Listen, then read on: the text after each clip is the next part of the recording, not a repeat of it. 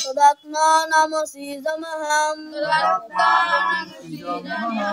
परित्राणाय साधूनां विनाशाय च दुष्कृताम् धर्म संस्थापनार्थाय संभवामि युगे युगे। सरलार्थ যখনই ধর্মের গ্লানি ও ধর্মের বৃদ্ধি ঘটে তখনই সাধুদের পরিত্রাণ এবং দুষ্কৃতিকারীদের বিনাশ ও ধর্ম সংস্থাপন করার জন্য ভগবান শ্রীকৃষ্ণ যুগে যুগে অবতীর্ণ হয়। ওম শান্তি ওম শান্তি ওম শান্তি ওম শান্তি।